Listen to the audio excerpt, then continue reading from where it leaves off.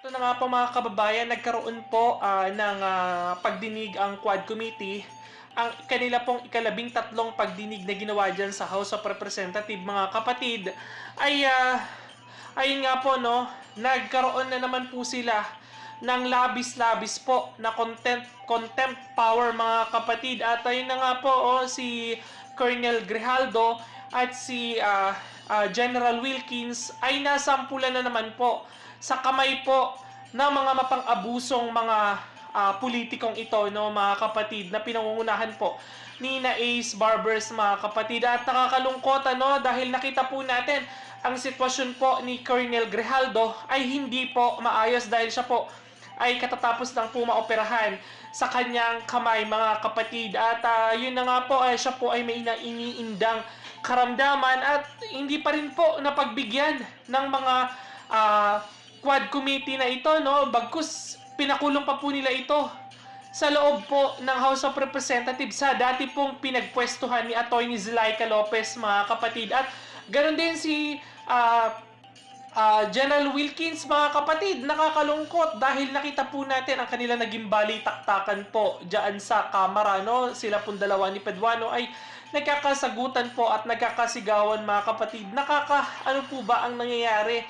Bakit patuloy po at nagpapatuloy ang panggigipit at pag-aabuso sa karapatan pantao po ng iba? Ito pong nangyayari kay Colonel Grijaldo, mga kapatid, ay ito po ay kinasangkutan niya po sa naging pahayag niya po nung mga pagdinig doon sa Senate hearing po na pinangunahan po ni Coco Pimentel at ni Senator Bato de la Rosa. At ayun nga, no, mga kapatid, dahil daw po nagkaroon po ng mga pahayag na taliwas po sa kagustuhan po nitong Quad Committee, mga kapatid.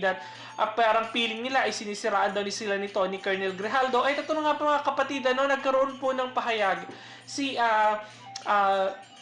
Senator Bato de la Rosa dahil nga po sa hindi po magandang kalagayan ni Colonel Grijaldo, mga kapatid. At ito po ang kanyang naging pahayag. Basahin po natin. What is happening to our country?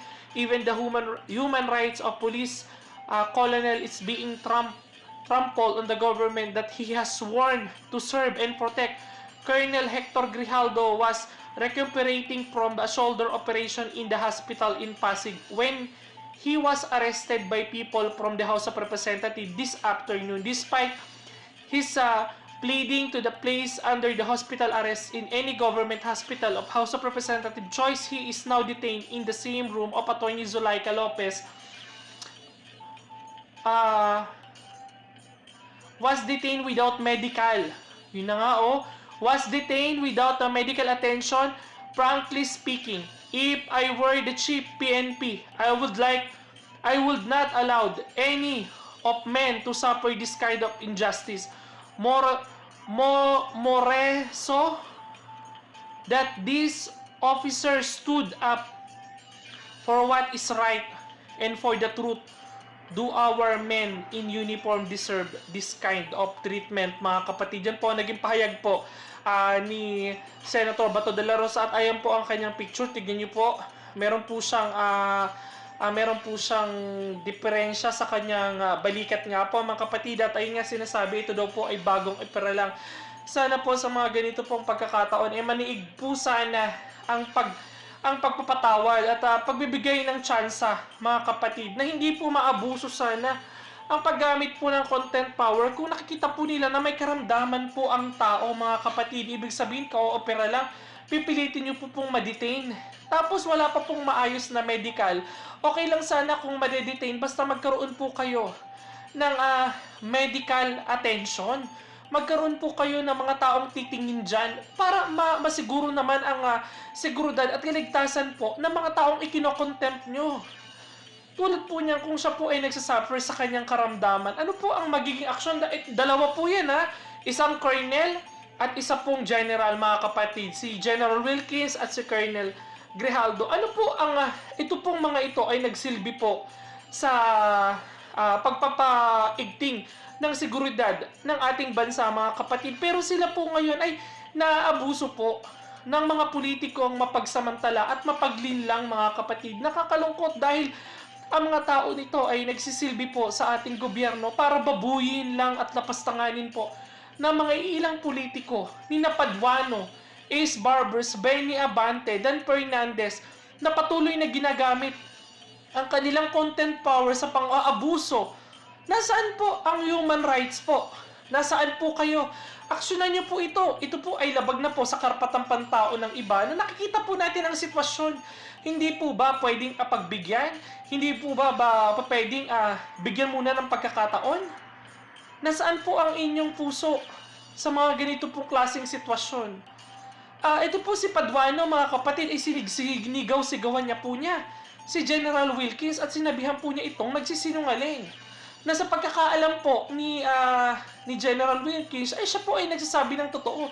Pero nakita po natin, no, para babuyin lang po ng isang kongresista ang isang general na nagsilbi sa bayan, ay ganun na lang po mga kapatid, nakakalungkot dahil ang mga kongresista ngayon, no, ang mga kongresista na pilit po binababoy ang karapatang pantao ng iba, ay sobra-sobra na po.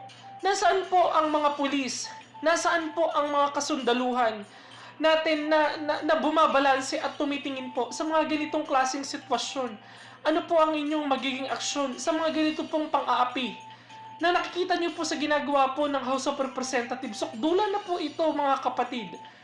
Tayo po ay nakikiisa sa naging panawagan po at naging pahayag po ni Senator Bato de la Rosa. Hindi lang po tayo at ng maraming Pilipino po na nakakasaksi po ng nagiging panggigipit at nagiging pang-aabuso po ng House of Representatives.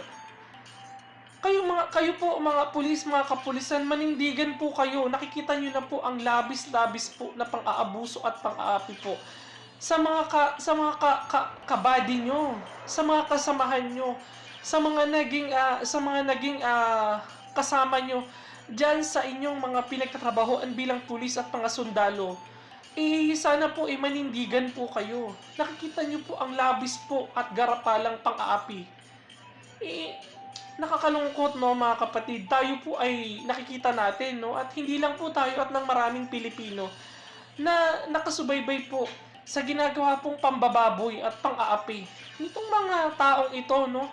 Itong sina Benny Abante, Paduano, Ace Barbers. Nakakalungkot kasi sobra-sobra po talaga. Ito po ay para babuhin mo itong mga tao na to.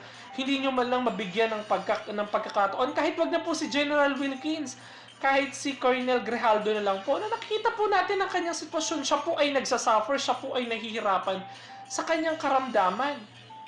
Di ba, mga kapatid, na sana man lang ay bigyan ng injustice, bigyan lang man sana ng sapat na, sige, gusto nyong ma-contempt siya, bigyan ng maayos na treatment. Siguraduhin ang kanyang kalusugan, kung siya ba ay matitignan at mayroon po bang doktor doon. Nakakalungkot, mga kapatid. Sana ay may mga manindigan at kumundi na sa mga ditong nangyayari sa ating lipunan. Ano po ang masasabi nyo? I-comment nyo po dyan sa ating YouTube channel at babasahin po natin isa-isa yan. Maraming salamat po, mga kapatid.